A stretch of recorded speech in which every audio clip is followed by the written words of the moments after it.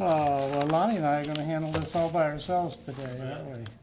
And maybe there's a little irony to that in the sense that it's a big subject matter and a big initiative we want to talk about today. I was thinking last night about this and about being mayor at this particular juncture in history, and the fact that it, as the opening lines of Tale of Two Cities goes, it was the best of times and the worst of times. And it's that in so many different ways, but in one way it's that way, is that I think never before in the history of the city has there been such a rapid increase in technologies and a wealth of technologies out there that are available to improve the efficiency of government.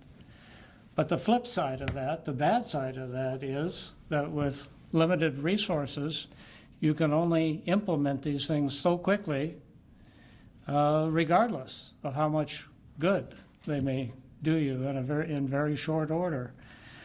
So that's what I want to talk about today, is the fact that we are about to implement, with the permission of the council, and assuming we can fit this into the budget in the next 2 years, which I think we can, a new technology, a new initiative that will be known as the Green Light Lincoln Initiative, because we're giving the green light to faster moving traffic and safer streets. And the whole initiative is about beginning the process of deploying smart traffic technologies to improve Lincoln's transportation system. Green Light Lincoln is a cost-effective means of better serving the community's transportation needs, and the benefits are numerous. To start with, commuters can look forward to reduced travel times, that is, fewer delays and less time waiting for red lights. That means faster traffic flow and less driver frustration. Secondly, it's a kind of clean air technology strategy. When cars are on the road a shorter amount of time and idling less, obviously there are fewer vehicle emissions that are released into the air. Third, smart traffic is a safer traffic. Green Light Lincoln will reduce both the number and the severity of crashes. So safer streets and less time in traffic saves money for Lincoln residents. It's estimated that the fewer crashes that will result from this will save Lincoln drivers nearly $30 million. Traffic delays forced drivers to pay more for increased fuel consumption and lost time. Reducing delays will save drivers an estimated $20 million. That's a $50 million return on investment, or nearly $200 a year that will go directly into the pockets of every Lincoln resident. It also saves tax dollars. It is less expensive to implement smart traffic solutions than to pay for major road capacity increases. As an example, for the same amount of money it costs to pave 3 blocks of new arterial roadway, we can implement new smart traffic technologies at all of the 430 traffic signals across the city. Everyone has had the experience of being stopped at a red light during rush hour and sitting in a long queue of cars, and you aren't alone. According to the Federal Highway Administration, delays at traffic signals alone contribute an estimated 10% of all traffic delay, or 295 million vehicle hours of delay on major roadways in America. In Lincoln, those delays are a result in part of aging traffic infrastructure. The city's current traffic signal system software is 16 years old and is no longer supported by the vendor. Despite robust maintenance programs, vehicle detection systems are aging, and our most recent data shows that 30% of the traffic signals have faulty detection. It is time for modernization of this system, and Green Light Lincoln will provide just that: better signal coordination with new intersection detection systems, new traffic signal software and hardware, and the initiation of an ongoing and formal corridor retiming program. These and many other recommendations are the result of 24 months of self-assessment and asset management inventory work by our Public Works Traffic Engineering Division, culminating in our new Traffic Management Master Plan. The plan details how Lincoln will move forward into the next generation of traffic system improvements. The plan recommendations come at an opportune moment in Lincoln's history. ALLO's recent announcement of fiber to the home, a high-speed broadband service, is a tremendous boon to Lincoln's economy, education, and quality of life. And as part of the Lincoln's franchise agreement with ALLO, the fiber used to bring 1 gig service to our citizens will also be used to bring gigabit service to our new smart traffic signal systems. The Green Light Lincoln project is a demonstration of how City Hall's investment in new technology infrastructure and partnership with the private sector is continuing to pay big dividends for all Lincoln residents. We talk a lot about streets in Lincoln, and with good reason. Lincoln streets are the foundation for a healthy and prosperous community. They are the drivers of economic growth, both in the construction and once completed. They help our community stay connected by providing access to homes and businesses across the city. Streets are how we access school, healthcare, groceries, and all the other necessities of life. Unfortunately, the great expense of street construction poses serious challenges to our ability to keep pace and encourage Lincoln's growth. Green Light Lincoln alleviates some of the obstacles by providing more cost-effective solutions to the issues of traffic management, and is yet another strategy in our toolbox to improve traffic flow and traffic safety. So with that, for part 2 of this little introduction, I want to introduce Lonnie Birkeland from our Public Works Department again, who's been doing the great work on this. One of a number of young people in our Public Works Department who are doing absolutely brilliant work. So, Lonnie, tell us more. Sure. I think it's funny that you say that I'm young. You've said that like twice now at these things, so I appreciate that. But you need convincing. Well, thank you.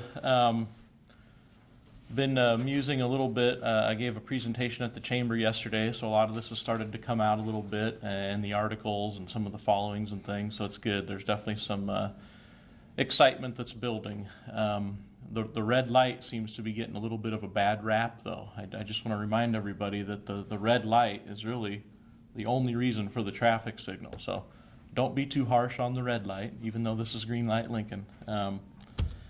I've got a few slides I wanted to bounce through, certainly information that's part of this traffic management master plan that our group has been working hard on, and I know the mayor mentioned my name and kind of leading the traffic engineering division, but certainly everybody from this work started with our past director, Mickey Esposito, and now Thomas Schaefer has really been leading the charge, and our city engineer, Roger Feigard, and Randy Hoskins, our assistant city engineer, all the guys in the signal shop, our signal technicians.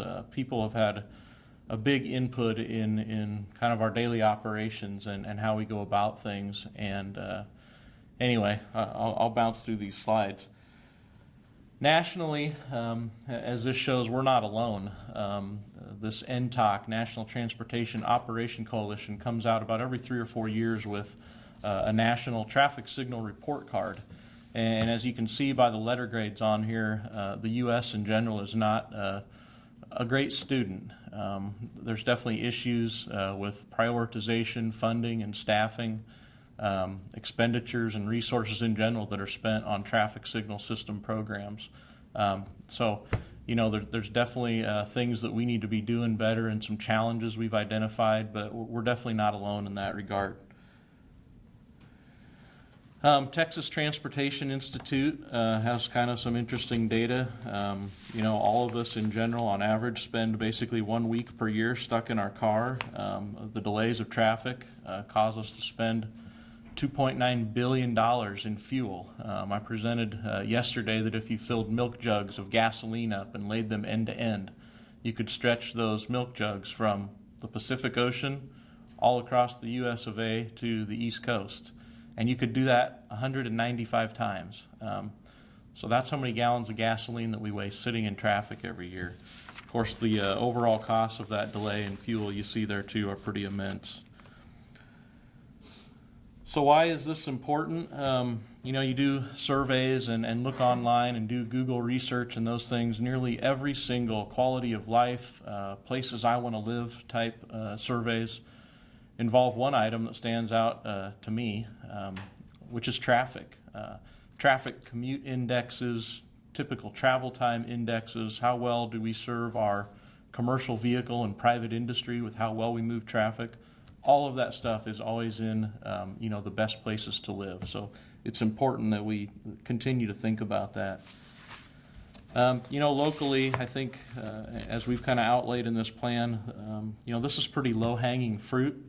A lot of these things that we're talking about, and it's already kind of presented in some of the articles. It's not even so much about improving signal timing as it is just as much improving the function of the signals.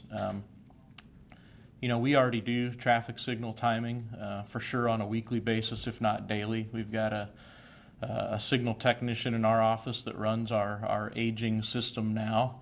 And we look at tweaks when the public calls in and for construction projects and things like that. But what we're really talking about here is kind of doing a major forklift and improving a lot of our hardware and the software just to really be more functional, operate things better, and head down the road to more efficient operations.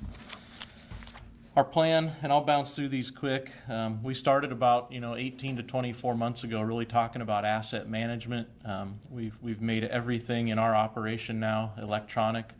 We've got a lot of stuff in the field, signal poles to signal heads, cabinets, controllers, conflict monitors, vast communication systems and underground conduit running all over the place. I'm not sure that everybody's always aware of that, but trying to maintain and manage a system of 400 plus traffic signals is a big job. It's a big effort, and we are definitely lean and mean in that operation. This is kind of a map of our new GIS database and some of those items. We've mapped everything. We know what's connected, all of our equipment. We've got photos and aerials of all of that information, internal cabinet details now. We know more about our system than ever before, and that's exciting. Part of the issue with that is when you learn more about yourself and look in the mirror, it causes you to pause a little bit and do some self-reflection. We know we've got some things that are broken, some things that need fixed. Mayor mentioned the detection. We'll talk about that in a second. As far as some of the other equipment there, you're probably starting to see some of the flashing yellow arrow indications. We're going to really look at this as an opportunity to modernize a lot of those displays at intersections, install a lot more high-tech equipment within all of those 400 plus traffic signal cabinets.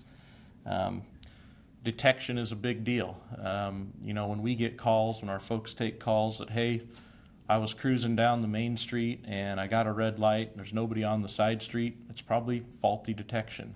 Or if you're on a side street and you're not getting a green light, it's probably faulty detection. We can have the best traffic signal timing plans, under the sun, but if we've got broken loops out in the pavement or faulty cameras and aged, hardware and software. There's things that we're kind of limited on doing. Here's kind of a map currently as it stands right now, and that's a dynamic, changing, everyday situation of where we have some of that faulty detection. Mentioned our software.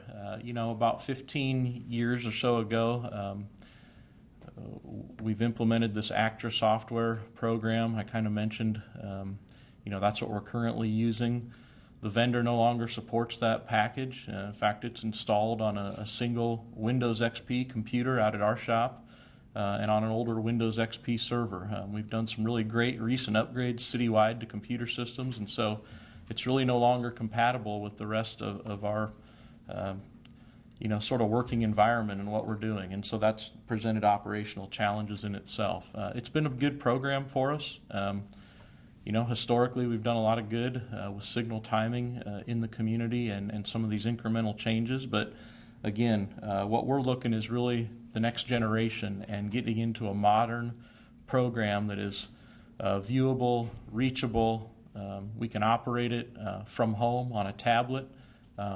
Things that we can do remotely at the snap of a finger. I kind of liken it to, the difference really between an iPhone and the old flip phone. That flip phone still works, and there's things we can do, but honestly, the functionality and just the capability of basic settings and the whole myriad of the immense amount of signal timing information that we can have quick access to, run reports on, get performance measures out to the citizens of Lincoln, show them how our system is operating. It's just a different world now with the systems that we're going to move forward with. Fiber to the Home initiative is huge for us. This signal system work, that I did in kind of a prior life as a consultant before coming here a couple of years ago across the country, I can tell you that communications infrastructure is about 90% of the cost of implementing ITS and signal system improvements. We are extremely fortunate that we're going to have a lot of that taken care of for us through this new Fiber to the Home initiative. That's excellent. We can sort of spend our dollars on decorating the tree and really getting in the weeds with our software and things that are going to move traffic, and we don't have to worry about as much funding for the communications infrastructure. It really comes down to kind of a total system improvement strategy. Everything is kind of rolled up into this plan, and definitely we're going to try to get this out online next week. It's complete, but we've got some appendices and things that we're compiling. So we'll get that link out to folks, and it really kind of summarizes the phasing in this plan and where we're headed and some of the gaps in funding. Mayor kind of mentioned some of those big, bold statements on cost. I've done some of this work in other communities, and I can tell you these goals are very attainable with the annual crashes that we experience and that societal cost. If we can make traffic flow a little smoother and reduce those things even by 10%, we're going to see huge benefits out of that.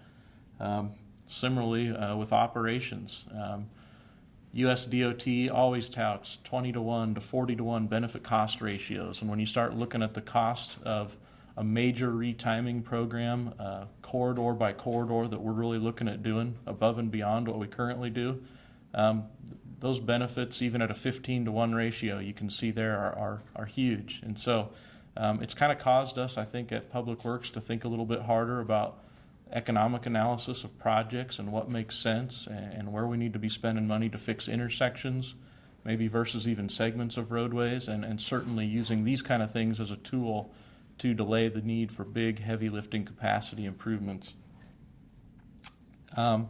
This is just a quick snapshot, and this is in the plan too, but we're going to look at about a dozen of the highest traveled corridors initially for some of this equipment and the major retiming work that we're going to look at, and inclusion of some of these smart systems. And I can tell you again that this is going to be a pretty transparent process. This is a snapshot of something I did years ago up in Grand Rapids, Michigan, and it was great fodder for getting in front of the city council. We showed before and after travel time runs. We're going to document all this in some follow-up reports. There'll be detailed in-car videos and things like that. So it's going to be pretty awesome, and I'm 100% confident that we're going to show some huge benefits from all of this work.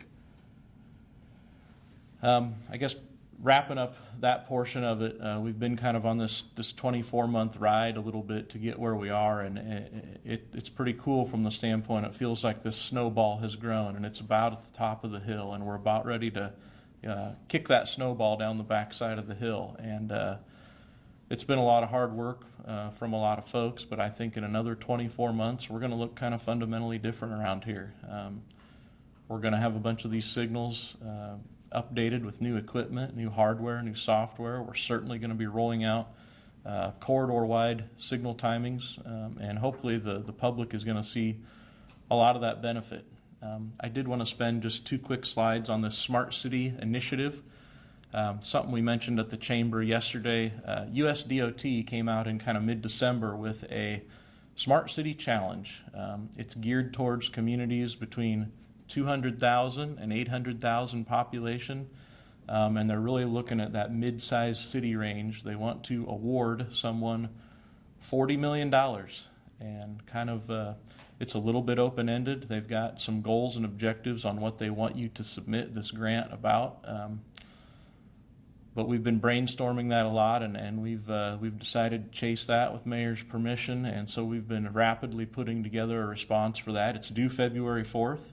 I kind of drew the short straw in terms of helping to put that grant together, but certainly, again, our management team and lots of folks have been involved in that. We are getting support letters from all sorts of folks in the industry. Lincoln Electric System, there's a big focus on the future and electric vehicles and more charging stations. Lots of other private industry partners, University of Nebraska-Lincoln and research arms, all of our congressional delegates, people are getting really behind this Smart City Challenge, so it's kind of cool. This is just a snapshot of some of their kind of goals and objectives, and if you want to go online, just under USDOT, there's some great information under this Smart City Challenge that explains that further, but it's getting into everything, talking about autonomous vehicles, driverless cars, and I know that sounds scary to some, but within the next 5 to 10 years, that kind of stuff is coming. So it's exciting, and with that, I guess we'll entertain any questions. Could you say a little bit more about the driverless cars possibility? What kinds of things would be happening, for the future for that to happen? Yeah, right now, there's been this idea in development for, a decade, really. But really in the last 5 years, it's ramped up. Places like Google and Tesla, if you're familiar with any of their cars at all, there's already simulations and full-blown cities, as kind of test pilot deployments where they've got these driverless cars running around all day long, testing communications and stuff with that. Really, I think the industry is headed towards some of the Uber and the Lyft applications, the kind of the taxi service, maybe an enhanced transit system. It's not too far out of the box to think someday we could have some driverless shuttles that are serving certain populations of folks and efficiently running back and forth, all based on an application. So. What does the city have to do, though, to prepare for that? At the city level, what would you be looking at as far as, preparing for Well, all we have to do is win this $40 million grant. No. Certainly a lot of it is geared towards, and not just kind of the Star Wars notion of driverless cars, but also vehicle-to-vehicle communications and vehicle-to-infrastructure communications. And so the better that we can implement technology at our signal systems, we will be ready for the installation of sensors and this type of dynamic short-range communication equipment that will talk to folks' vehicles, warn them of impending signal changes, crashes, pedestrians, bicyclists, what have you. There is a whole ton of stuff coming down the pipeline with the vehicle-to-vehicle and vehicle-to-infrastructure integration. So, if I could ask, the article in the paper mentioned that could be less traffic lights and more roundabouts. Is that a big consideration? Is that part of this plan? Yeah, when we look at strategies for, getting a little bit more into our signal rehabilitation program, We've been talking a lot about these smart applications and new hardware and software and detection to kind of get that upgraded and back on the map. Another side of our program that's a huge component, really. It's a larger piece from a cost standpoint, is just rehabbing aging infrastructure. We've got a typical about 30-year lifespan on traffic signal equipment, poles, mast arms, that kind of thing. We try to keep them from corroding and falling out of the sky. So we replace those things on a basis as we can and as we can identify resources. Certainly a lot of those older signals in certain parts of the town, if you look at traffic volume warrants and delay and need and justification, some of them are no longer needed. And certainly as a replacement, even for ones that are needed, we're going to look really hard before we put back traffic lights at what the impacts, costs, and benefits would be of installing roundabouts. We've got a ton of locations within the built environment as we lay out a map right now that I'm pretty confident we could have roundabouts there instead of traffic lights. And we're going to do that. That's our first form of traffic control now. We're making folks with new development projects, new CIP projects justify to us why a traffic signal is superior to a roundabout. And I can tell you 99% of the time it is not. And so we are headed down a path to implement a lot of roundabouts in this community. That conversation, that ship, honestly, in my mind, has kind of sailed a little bit. The benefits and the safety implications and the operations are so black and white, 180 improved over a lot of the signals that not just us, again, we're not alone in that. That's a excuse me, that's kind of a nationwide initiative. So we're definitely headed there as well. Could you describe just a little bit more why the roundabouts work better than the lights in some locations? Yeah, from a safety standpoint, they reduce injury, fatality crashes by 90%. That's a big deal. Reduces all crashes by 40% minimum. When you're talking about it's kind of a simple right-in, right-out operation, crashes that do happen are low speed, so they end up being property damage only, very low-cost crashes. And really everything is going to have some congestion during the peak periods. Even with all this stuff I'm talking about, we're not going to eliminate traffic congestion in the city. But we're sure going to try to help move traffic along. If you think about roundabouts, though, during even non-peak times, the other 23 or 23 and a half hours out of the day, people flow through those things without stopping at all. And, they just, when you start running the calculations and all the fun engineering statistics, roundabouts win every single time. Are they less expensive to put in the first place? And is it because you don't have a light that's expensive, or you need less land, or? Yeah, so there's lots of analysis and things out there too that you can pull down. They are more expensive up front, typical just with the paving costs and reconfiguration if we get into a little bit of right-of-way on corners and things. But from a life cycle standpoint, again, the roundabouts are cheaper.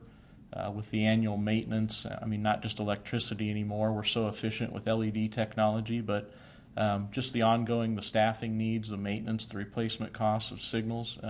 Definitely over a typical life cycle, roundabouts are a cheaper option. What is the whole cost of your master plan, or at least the cost of the next couple of years that you actually know about? Well, what we did is, we put some information in the plan, basically looking at where are we at right now with our traffic signal program, and I think over about a 6-year period or so, we're in the neighborhood of say 14 to 15 million. That's kind of the current numbers that we run on a 6-year CIP. So it's 2.5-3 million a year. The numbers for the gap to rehab all of the signal locations and do all this technology is probably upwards more of about 30 million. It kind of shows a gap of a doubling over that 6-year period, but almost 70% of that cost that we've got in that really is towards the signal rehab. To go install a new traffic signal, we spend about $300,000. So when you start looking at the age of some of our infrastructure and getting caught up and building about 15 of those a year, that's the big portion of it. a lot of this technology and some of the applications, fixing things to smooth traffic flow that we've been talking about, and as Mayor mentioned, that's a lot smaller dollar value. I think he compared the paving costs and of that of a quarter mile of arterial roadway. Right now, we're running somewhere in the neighborhood of about $12 million a mile to go build a new 4-lane roadway. It's pretty impactful when you talk about we can go put out 400 and some new traffic signal controllers, purchase new software, fix detection, for less than half of that much, and impact things citywide. So again, when we talk benefit cost, that's where we're sort of headed with the discussion. But for the 6-year budget, are you gonna be seeking 30 million rather than 15? The budget cycle is at the beginning of the process, as you know. And at the higher levels of the administration, we're committed to doing this as rapidly as our conversations with the council will allow. Because we think this is returning money to the citizens directly. Lonnie was talking about the capital costs in the range of $2 to $3 million a year for the 6 years of the program. But understand that it can be strung out for a larger number of years conceptually. It can be done slower, it can be done faster. The faster you do it, the bigger the return to the citizens. And then on the operations side, somewhere, again, depending on how much of it we do, how quickly, you're going to have an ongoing cost of $200,000 to $300,000 a year. But if you just sit down and assume every citizen of the city in a day gains 1 minute in traffic signals, which is not unrealistic, and you multiply that by the number of days and by the number of citizens and by the value of an hour of citizens' time, it's enormous. It surprised me how enormous it really is to gain these advantages. So you said this was on like a 6-year, is that the quickest it could go, or do you have like a timeline for when this could be finished? It could go as, it all depends on funding. We need to line up funding to match the tasks to be done. We need to coordinate with the council to see if they value this as much as we do. And then depending on those negotiations and availability of resources as time goes by here, we'll make a decision about how fast we will implement it. And it may be longer or it may be shorter depending on several factors. But we know what we want to do, and we're convinced it's a good thing. So is this a fund as you go type of thing then? Yeah, that's the main thought right now, absolutely. So I'm not super experienced in how roadways work. I know you talked a little bit about timing issues and loop. Could you explain to me what that is and why that happens, where you get to a roadway that should be green all around and it's red? Yeah, so every intersection has vehicle detection added on all the legs, all 4 legs of an approach of, say, a typical intersection, let's say 48th and O Street. That detection can be either wired loops in the pavement, so it kind of detects the magnetic flux of vehicles on the approaches.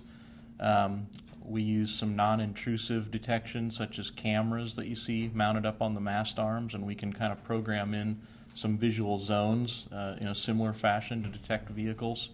There's also some newer equipment out there, some radar sensors that we're looking at using as well. Lots of different types of detection. The bottom line is, if it's not working, and we've got things in timing plans that are in different modes of recall or not, if something isn't being detected, you're not going to get served very efficiently at that traffic signal. So that's what it comes down to, is we've really been on kind of I'd say a fast pace of some triage to identify these locations and continue to do maintenance and look at what we can replace and get the best bang for our buck Again, thinking about some of the larger corridors and major intersections, we definitely want those places operating efficiently.